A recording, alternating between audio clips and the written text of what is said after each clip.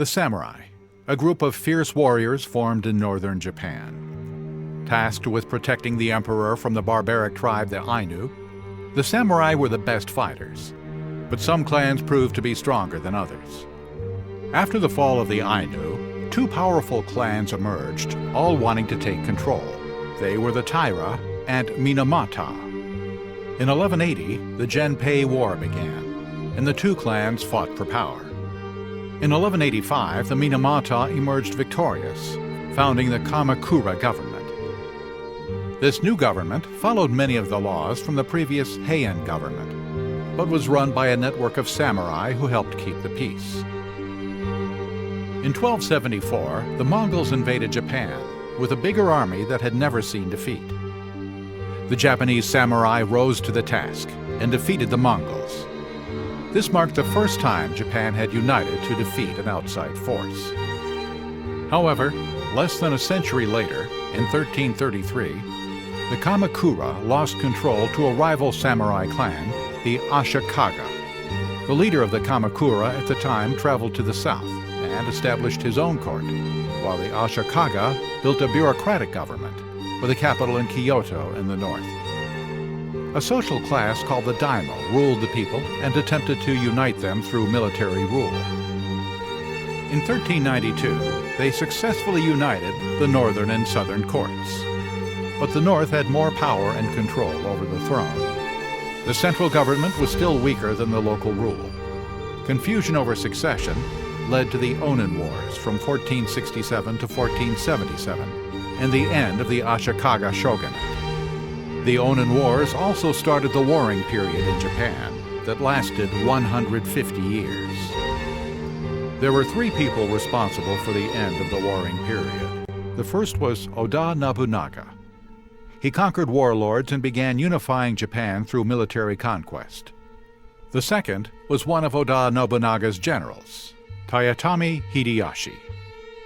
He was just as ruthless as Oda Nobunaga, but also more diplomatic.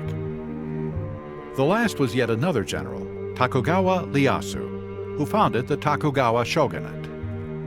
The Tokugawa was the last shogunate in the age of the samurai. Founded in 1603, it was mainly centered on Confucian beliefs with emphasis on loyalty and duty. The Tokugawa followed an isolationist policy starting in 1636, cutting them off from all Western nations. Because of their seclusion, a unique culture formed, centered on the common people. The social systems were strict and limited to no social mobility allowed.